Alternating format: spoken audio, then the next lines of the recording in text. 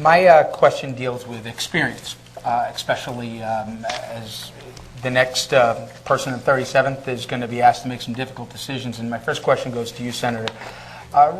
Recently, you were asked to respond to the Senate Republican Campaign Committee that you are a career politician. In fact, the folks at LOHUD posed that to you and get a response, and you answered, quote, "I didn't expect to be a career politician, but I guess that's how life happened." Are you proud of that answer? No, of course not. I guess I was saying it laughing because I really have never been called a career politician. But why is that a bad thing? I'm curious. Career, it makes it sound like, you're just in there to make your career and not do it for the people. I mean, I'm a public servant. I came out of the league. I was a PTA president. I mean, I've always been there for people, and that's why I'm in it. It's funny because my intention was to go back to work. I have an MBA from Columbia, and I had worked handling certain industries for L.F. Rothschild for a number of years in research. And when my fourth child was about to go into first grade, I thought this was a great opportunity to go back to work. And I did a favor for the Village of Mamaroneck Democrats by running for mayor because they didn't have candidates. We didn't have too many Democrats. I knew the issue because I'm a league president. And that's sort of how it came about. I got elected. I hadn't expected that.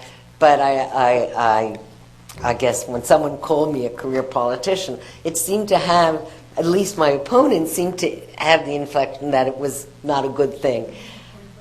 It wasn't intended to be my career. I was supposed to be on Wall Street.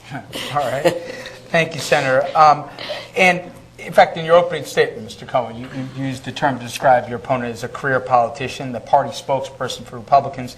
He seized on Ms. Oppenheimer's quote as proof positive that a career in politics makes you part of the problem. Rather than respond to that, I'd ask you, were you as good a property owner and property manager on your first day on the job as you were after 20-some-odd years of experience? Of course not. So why does experience in politics make it a bad thing? I think in politics, you start off, as I am right now, I believe that I'm going to come in with new ideas and new ways of doing things. And I think that's going to be my approach. I'm unwilling to accept the status quo. I'm unwilling to accept the dysfunction that we have in Albany. I'm unwilling to accept the partisanship that we have in Albany. So I'm coming in there with fresh ideas, with a new outlook on how we're going to solve our problems. What I think happens with career politicians, or people that have been there a long time, is they get in bed with the special interests. And over time, the Albany effectively corrupts them. Whether it's 8 years or 10 years or 20 years, or in Senator Oppenheimer's case, she's been there 26 years. When you're effectively in the system that long, you get corrupted by the system. I believe that we should have term limits. I don't think that after 8 years we should be serving. Myself, I'm planning on going there. For this, if I'm fortunate enough to be elected by the people of this district, I'll serve 2 years, possibly another term. I don't expect to make this a further career of mine. I want to go there to solve our problems, to find solutions, bipartisan solutions, or solutions that will work for the people of this state. Once that's done, I'll do my time, I'll move on. As my mom used to say, when you're making a pot of pasta or tomato sauce, you got to stir the pot a little bit or it burns on the bottom. I think for too long, we've let the bottom of the pot burn a little bit in Albany. But to use your own answer and threshold, 8 years, and you said after a while Albany corrupts you, I think was your words. Are you saying that every Republican member of the state Senate that's been there 8 years or longer has been corrupted by Albany?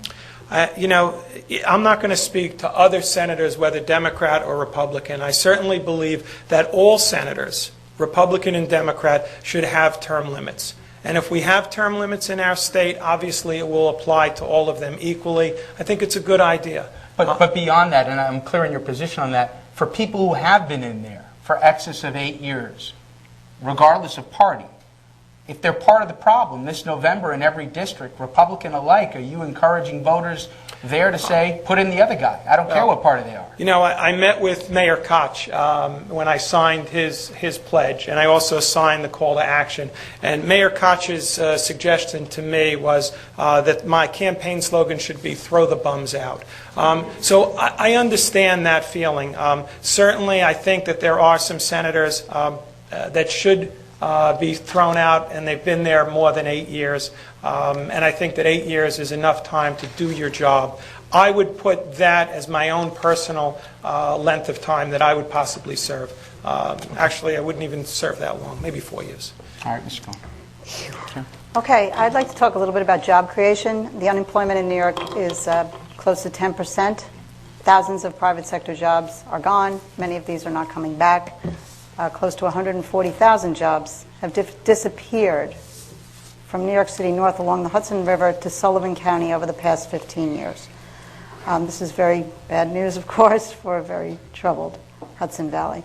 Mr. Cohen, in your campaign, you talk about reversing this trend by supporting the businesses and industries that create and sustain jobs.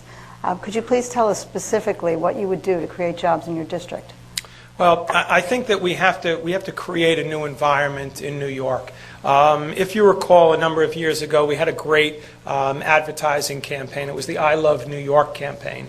And businesses and people responded to that campaign. I think that campaign was very successful. But more than just the campaign, we have to change the culture in New York to be welcoming to business, to be welcoming to the growth of business. I speak to people constantly, business owners who are being called by the governors of North Carolina, South Carolina, and other states, asking them to move their businesses down south, to come down there. We have to do things in New York differently. We had the Empire Zones, which was a program that was helping businesses, and they gave tax credits to a number of businesses. In the last budget, they actually deferred those tax credits so that businesses that counted on that money, that had the promise of the state of New York, then no longer received those tax credits. They were, quote, deferred.